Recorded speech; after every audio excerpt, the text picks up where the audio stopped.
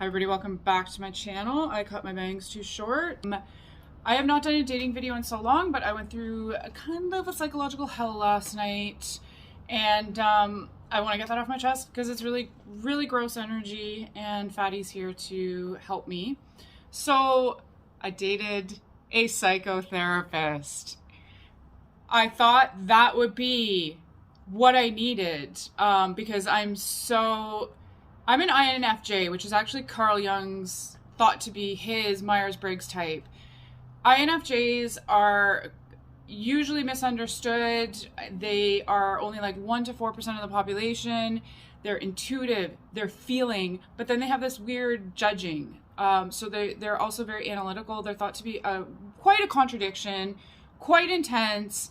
And I always had it in the back of my mind that the one person that could probably understand me is somebody who has studied psychology, and in particular, somebody like a psychotherapist.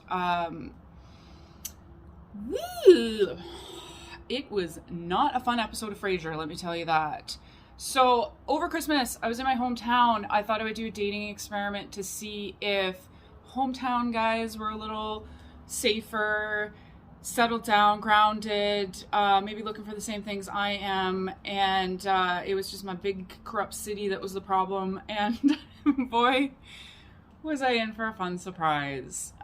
So when I met him, I mean, he looks like a psychotherapist, first of all, like glasses, wide forehead, serious look. He even has the accent of somebody that would be a psychotherapist. That doesn't really help you. Felt like I was cashing in my 6 sessions through work benefits. But I love it, right? Like I loved that date.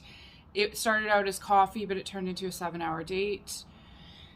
And nothing like physical happened. I felt safe. I felt safe. That is the overwhelming theme is I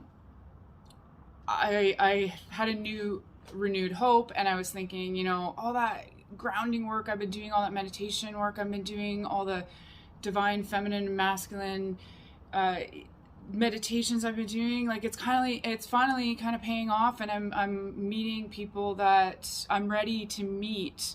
Talked for 7 hours. Like coffee turned into tea, turned into lunch, turned into a drink, and I went home just feeling like not only is this guy a psychotherapist, but he has this incredible healing energy. Like I know this is like where I get woo-woo, but I felt almost like my psyche was just sort of like straightened out a little bit, and some of that energy that was not serving me was grounded. It's hard to describe. I described it to him. He totally understood, and it was, for me, it was a cool experience. I do know, you know, to be careful because I tend to get attached. You know, when I get excited, I'm like, oh, I want to see that person again. I want to talk to them. I'm thinking about them.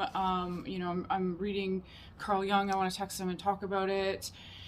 I'm seeing symbols everywhere that kind of remind me of him. And I noticed, though, it's not reciprocated. So we have this 7-hour date. When he walks me to my car, I say, I'm really awkward and shy when I say goodbye, but I do want to let you know I had a good time. He like just kind of, I think he mumbled something about getting home safe.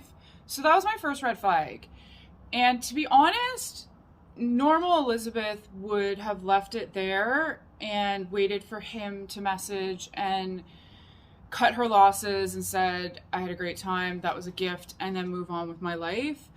But there was a couple things going on. I found myself really, really struggling. I felt this like compulsive excitement to want to talk to him and see him again. And I also was sort of taking friend advice that I was being more open to the advice that people have given me over the years, that I am a little bit rigid. I'm well aware of my anxious attachment. I do tend to see the negative side of things. So I was sort of trying to work with that energy and see if I can work through anxious attachment and not get too much in my head and just be a little more breezy and so I reached out to him a couple days later. We chatted like a lot, where the messages are coming in instantly. So he's obviously like, that's what he's focused on doing. But they were really intellectual, which is red flag number 2. And I am intellectual, but I am also very feminine. I am very intuitive. I'm very feelings oriented. My real self is nurturing and loving and supportive, and I can't do that in a very intellectual setting. So in a way, I was sort of like, okay, you know what? This guy might be just a really cool person to talk to because we're reading the same books. He was talking about how he does he's working on his feminine energy, and like that's the kind of dumb stuff that I do. So I really felt like this was like a meeting of the souls, a meeting of the minds. I'm not attaching a relationship to this. I'm just saying like, wow, for me, it's very, very unusual to meet somebody like that. And I am very isolated in my interests.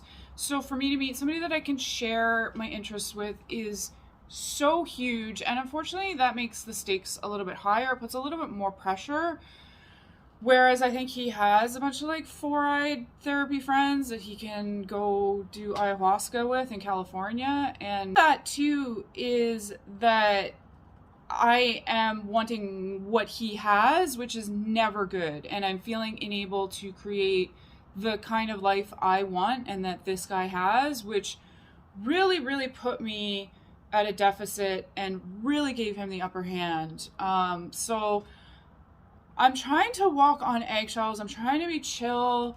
My friends are saying, somebody like that isn't gonna have social skills, so just relax, like, see what's going on. And I just happened to be going back to my hometown for the next weekend, so I decided to, go on a kamikaze mission. I messaged him. I'm like, hey, I'm gonna be in your town, and he was like, great. Like, he was like, wonderful, because he is a time traveler from the 1890s and talks in a way that people don't talk. For example, he said that women find him enchanting, and I started laughing, and he didn't get that. Red flag number 3, he was not getting my sense of humor at all. I have a very silly, absurd sense of humor, and he wasn't getting it. So that, again, so the things that I'm missing are that person to joke around with, and I'm missing somebody with a little bit more feminine energy. So this is not looking good, because this is, and I'm not getting I'm just not getting much. Like, yeah, he's saying, wonderful, I'll meet you, but then it takes 9 hours to write back, and we're trying to make plans, and I'm getting anxious, and I'm saying to myself, this is just the voice of your anxious attachment. Push through, and there's something on the other side that's gonna come together and make it worth it, and maybe this will help heal some of your anxious attachment. Which is, you know what, it's fine. I think there's some truth to that, but I think I also was not, if I went and did this again, I would not have messaged him after saying I had a great time, and him not saying I had a great time, and not messaging me to make new plans. I would have left it. So it sort of closed the chapter on that doubt that I have, where I should be should I be chasing them? What do they mean? That's somebody that's not into you. I don't think I'm going to waste my time doing that. Anyways, I'm rambling. So I go back, I leave my city, and I meet him. It's great. He's even more handsome than I remember. I'm soaking up that energy that I felt, but not stealing it. Like, I'm still trying to maintain my own sovereignty, but he was like, soak it up. It's fine. It doesn't bother me. And he said that my energy was, that he was comfortable being authentic and having his shadow around, which I've been told that many, many, many times. Like, your shadow side is totally welcome. I just want to give your shadow side a hug and integrate that back into your being. I really just, my deepest desire is to make people feel safe and nurtured and whole and empowered and all that gushy stuff. And I think I misunderstood that a psychotherapist would be wanting to do the same. I'm actually super confused about psychotherapy now. I'm just glad that I've had good experiences with a psychotherapist. So I know that they're not all like this. But anyways, okay, so I think he bought a bottle of whiskey so that I could drink, because I'm more of a Scotch whiskey drinker. And he bought pizza. He just let me like chill out in his apartment while we got pizza. Like very boyfriend things, which I don't experience in Toronto. That was the other sensation I got being around him, was like this sort of like boyfriend energy that I haven't felt in maybe 7 years. 2.5 for sure.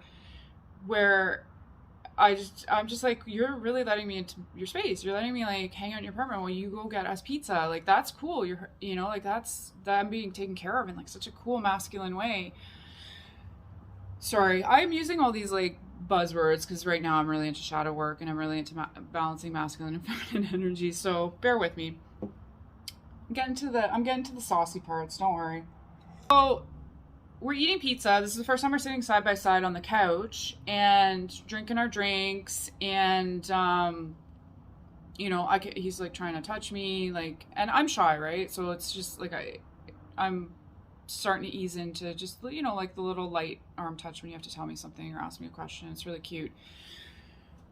And we start kind of talking about relationships. Like, this is where I started to get that feeling. Like, there's a feeling I get, where the other shoe drops, and I get this a lot on dates, and it's something that I don't know if it's unique to me, the things that bother me and start to make me want to like leave, to totally like fight or flight mode, hardcore.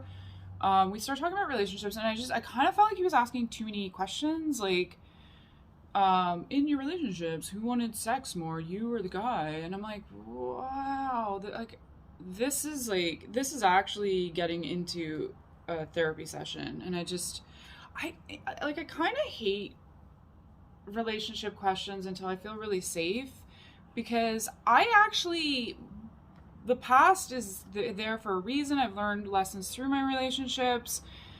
What do they represent me today? Yes and no. But I kind of I want to get to know who somebody is, and I don't always want to delve too much into the past, because I want to make them feel they're special, they're unique, like we're here right now, let's focus on that. And it also just feels like grilling to judge too. And being 43 and single, I do feel like that episode of 30 Rock where Liz Lemon is like, what's wrong with me? So it's just, those things are pretty sensitive topics. And he's going on about like how he's had these healthy relationships, which I know this is really cynical, but it's also a little bit annoying when you like blow your own horn about I have met amazing women and we have had wonderful, beautiful relationships together. And it's like, okay, girl, like I'm a hot mess over here, but congratulations, you're amazing at relationships. I don't know. Sorry. I'm being overly judgmental because I'm seeing things with a different lens. But the relationship brag always is like, okay, but like we all are kind of terrible at relationships. I thought, like, how are you so amazing at them when you're also saying things that contradict that? Like, it sounds like you've dealt with women who are angry. And when I hear that, I usually think, what kind of garbage are you pulling to make them angry? And like, how intellectual and in your head you are. I'm starting to get a little like, I can see how you don't meet people's needs. Or maybe it's just because I'm a high maintenance INFJ. Anyways, so then he starts talking about like polyamory, but he's calling it like a maison à trois, and like I'm sorry, but like that's so gross. And I mean, he has a really, really cute accent and kept saying monogamy instead of monogamy, which I thought was adorable, but at the same time, it was like that same old like we're not wired for monogamy. And I'm like, okay, cool. Like what? Like whatever. My stance at this point in my life is that my focus in life is to clear out my trauma, become a clear channel, clear conduit for connecting to my divine and helping to make the world a little bit of a better place, whether that's through service, kindness, whatever. That's a big focus in my life. I have creative projects. I have work. I have the cats. I want to be there for my friends. I want to be there for my family. I want to, watch my nieces and nephews grow up. I got all that going on. I personally would not want a maison à trois because I feel that would be so much sort of like self-absorbed focus on many relationships and many intimate relationships, and I just personally would not ever want that much focus on that in my life. And I don't know if I was talking to myself. I have felt this when I've actually had psychotherapy sessions where it's like, what do you think of that? And so to have it on a date was a little bit like, I can't really gauge where you're at. You're not being direct talking about polyamory. Like, is that something you want? If you don't know what you want, like, that's fine too. It's a little bit annoying for me if that's what you want, because like, I'm so sorry, I'm not on board with that at all. So we're kind of talking about that. I felt a little like, okay, this is a little bit weird, but then he's also talking about how what he really does want though is a deep connection with a woman, deep intimate relationship. And I'm like, okay, maybe we're on the same page. It's a little too mysterious for me, but what's going on, and I'm starting to feel a little bit insecure. So I don't know. I mean, these conversations are hard to have too. Like, I was on my like second glass of whiskey, and then he just like, we're holding hands, and he just like kind of pulls me close, and we're just like just laying there, and he kisses me, and it's a really nice kiss. And I'm still like, I don't want to. I wanted to like stop and just sort of like catch my breath, so I stopped and I just poured myself another scotch, and this is where things went sideways. Again, the like relationship threesome stuff came up, but he's kind of like talking to me like it's a sales pitch. He's like, but you wouldn't want, but what if it was like this, and like, but like what? And I'm like, oh my god, like I know what maison à trois are or maison à quatre, but I don't want that. Like, it's not because I'm some old fuddy-duddy. That's like a thing that I don't want, and I have seen people who have had that, and I've seen they've had a lot of difficulties. If that's your thing, I don't care, but I don't need a sales pitch. I know I don't want it. Like, it's too much. That's too many people's feelings. That's too much focus on relationship. That's too exhausting. And then he starts talking about like some woman that's his lover, and like how healing that has been, or I don't know, something like that, something along those lines. But all I'm thinking is like, sorry, is this your current lover? And when people say lover, I just barf. Like, it's a term that I find absolutely revolting. And I'm aware that a lot of people watching this video are going to side with this guy and completely hate my personality, but that's the way it goes. This video is out there for people who kind of know what I'm talking about and maybe have the same sense of humor. So I'm now dysregulating because I'm like, this happens to me too on dates, as I kind of freeze and I'm afraid to ask, sorry, is that your current lover? Because I'm so scared if the answer is yes, I am going to have to chug my scotch and get up and peace out. And it sucks because this is a really, it's been a really great day. And also, I felt a little bit trapped because it was snowing out. Like, it was -8, -10. It was snowy. I could hear the window reverberating, and it's getting later. I kind of thought in the back of my head, and no, I was not clear and direct about this, but I sort of thought in the back of my head, you know, if I see this guy and things are whatever, I'm going to peace out and take the bus back. But the way things were going, I thought, you know, he would just like be cool if I crashed on his couch, because it's a freaking snowstorm and it takes me 3 hours to get home from that city. But he was sort of going in that direction anyways. Like, and I'm talking crash on the couch. Like, I'm not talking lover. I'm talking crashing on the couch, because it really wasn't going. It was just kissing and like hugs, which I've needed so bad with COVID. But he's still talking about these relationships and going back and forth between deep relationship and the open relationship, and like a traditional open relationship, a polyamorous open relationship, or, oh, maybe I do want monogamy. I don't know. It got convoluted. I lost train of the thought, and I was becoming dysregulated anyway, so I just felt weird.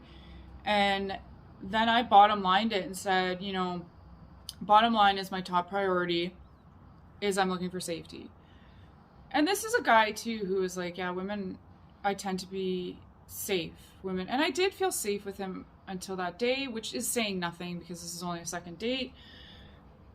And he was saying, like, I'm pretty sexually, like, I don't use women. They always feel safe around me. Da, da, da, da, da. And I'm like, I don't feel safe around you, though. Like, and, like, this has taken a 180 within an hour, and I don't feel safe. But anyways, so I am saying my number one is safety.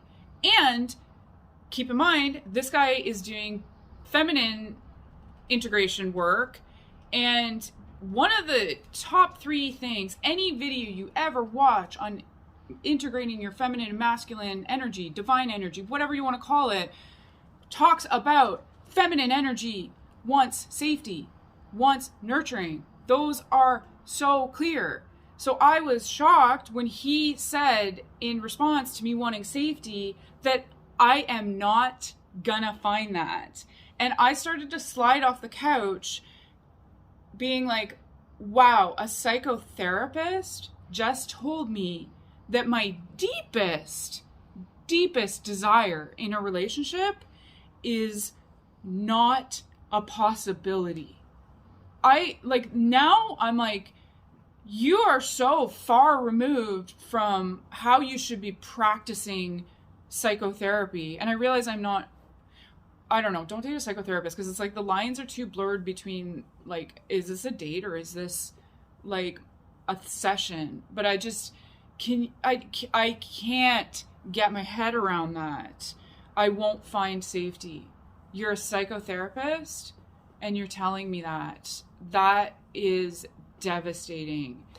I would think somebody well versed in psychology would have an indication of A, how completely common it is that women want that, and B, that I'm expressing something so deep and so vulnerable, and you are saying I can't have that. So I'm sorry, we are in a world where like 4 people can have a relationship together in some like rental in the 519 area, but I can't meet a man who makes me feel safe. Like, I don't know. This is where I was like, you do not have any nurturing. You're so cold. And where's your therapist empathy? And I don't know what to say. I know this video is falling apart, but at least I'm expressing, like, my brain was just boom.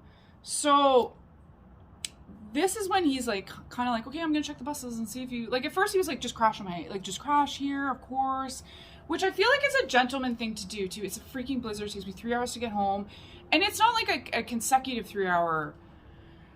It's like I gotta take one bus and then I'm dropped off here and it's -10 and I might have to wait 30 minutes for my connecting bus to take me back, and then like it's bananas. It's not a good situation.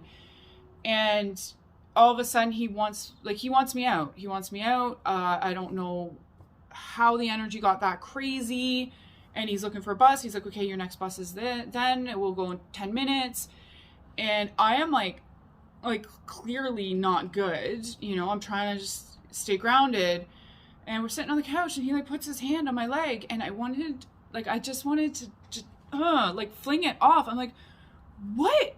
Like, where are you? Are you good? Like, this is brutal. Like, I clearly don't want to go. I've had a couple drinks. It's snowing out. I clearly want to just crash on your couch, and you're just pushing me out the door. And his whole thing was like, well, why can't you go to your friends that lives in this town? I'm like, they're not feeling well. I'd already told them that before. I'm like, they're not feeling well.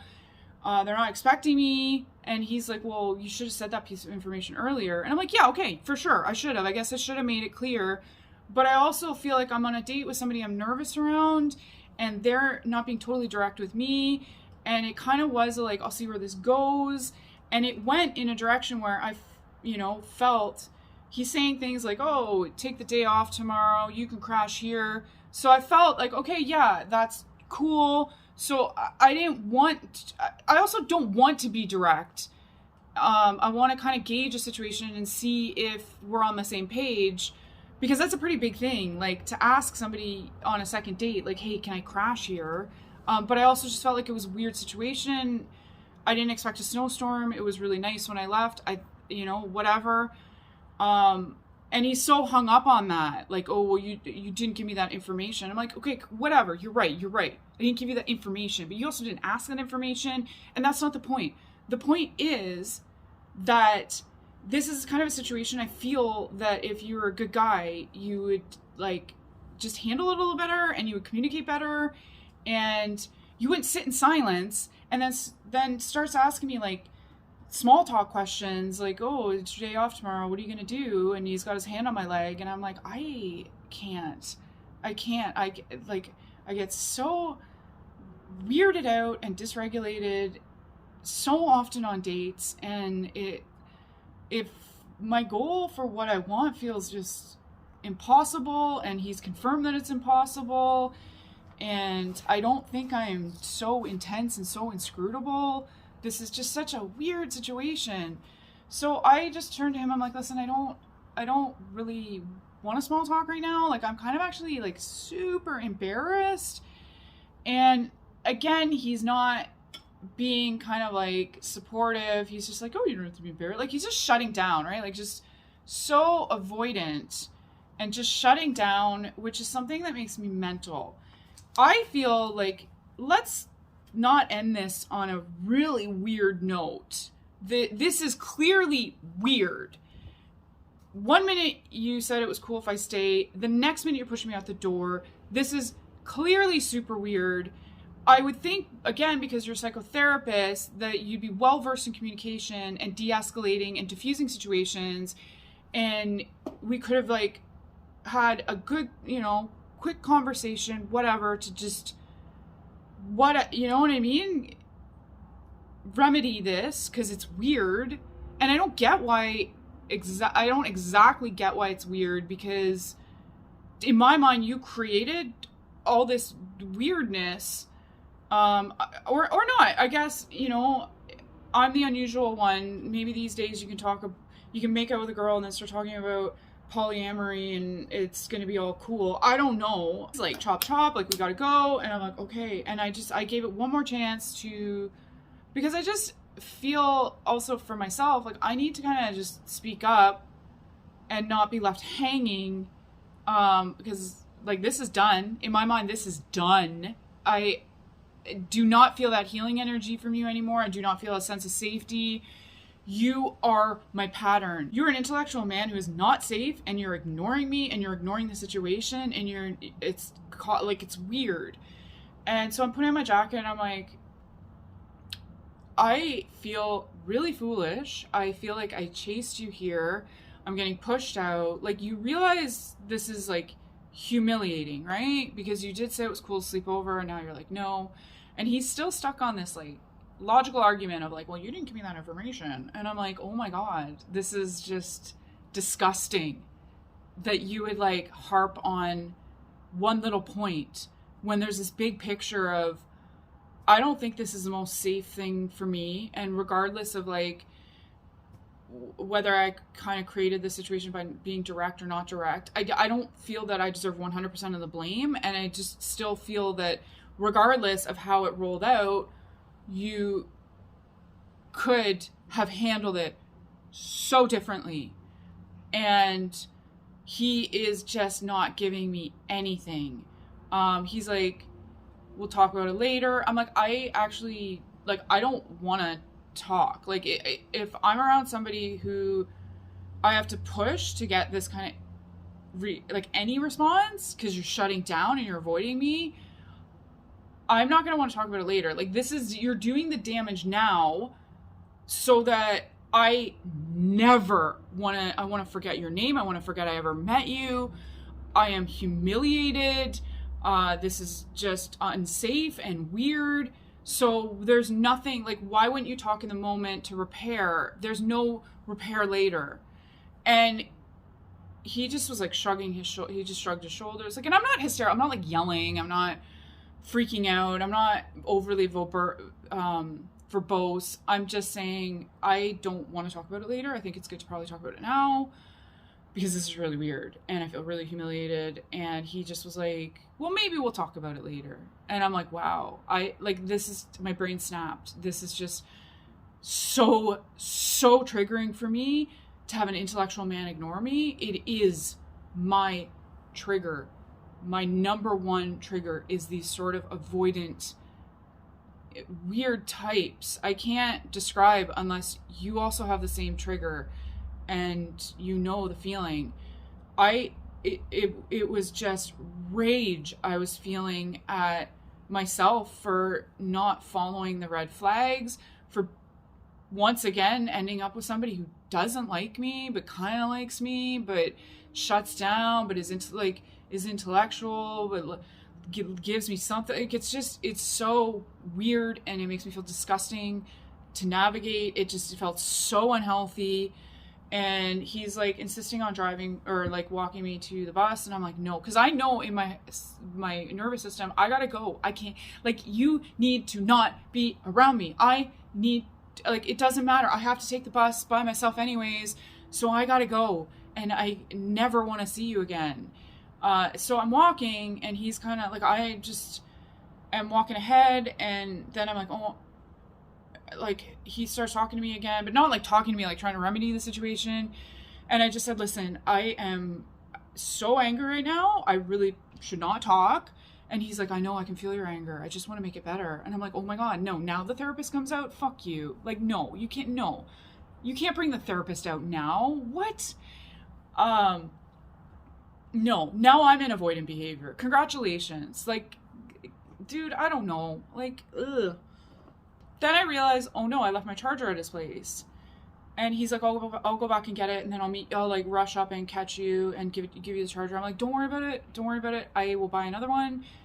And everything's triggering, like, just like a trigger fireworks, you know? Like, I just sort of calmly say I'm used to doing everything by myself, but I'm so triggered. Like, I'm, you know, that's another trigger. It's just like, you know, I'm these guys come in and they leave, and you got to do things by yourself. And like, I just was feeling abandoned in that moment. And so it's just like every trigger, abandonment trigger, rejection trigger, not being heard trigger, not being listened to trigger, somebody shutting down trigger. Like, everything was like, and for me to come from a psychoanalyst had that much more of an impact, because this is somebody who's trained to de-escalate these things. This is somebody who's trained to recognize somebody who's triggered, whose trauma is coming up, who's being dysregulated, and he is not fixing it. He's actually contributing to it. And that just messed me up so much. So I go to the bus. It's like a 15-minute walk in the snow. I'm slipping all the way, and I don't see him. He never comes back with my charger. I get on the bus, and it stops, and my next bus doesn't come for 20 minutes. It's 10 minus 10. I never heard from him. I never got a message being like, did you get on the bus okay? Are you safe? none of that. And it really, yeah, it was just a really, really weird feeling. And I didn't have a great bus ride home, and I ended up spending $30 on a cab to get to the subway. And I just was like, wow, that experience was crazy. And I hope that's coming through in this video. I hope that makes sense. But I just sat on that bus and felt feelings that I have felt my entire life of I'm too crazy, I'm too vulnerable, I'm too intense. But this time I kind of took that shadow and hugged it and was like, no, you are just with that archetype that triggers you to no end, and that is where your healing needs to be. So thank you so much for listening. I just needed to get that off my chest. And ironically, that night I booked an appointment with my therapist, and I'm going to go over it with him, this blanket disregard for I will not find a man who makes me feel safe, because I just think for a psychotherapist to be giving that advice is so damaging, and so inconsiderate, and just the way he just mishandled everything that night, in a way that I didn't think a psychotherapist would. I guess I've always put them on a pedestal, but in my other videos, I have also warned that, you know, when I found out certain people on Gaia were frauds and stuff like that, that we're all human and we are all struggling with a lot of stuff. And that attraction on the subconscious level of me being this nurturing, emotionally available woman is, of course, going to meet the archetype of the Fraser Crane. Anyways, sending you so much love and healing, and may you be safe in your relationships, emotionally, physically, mentally. Namaste.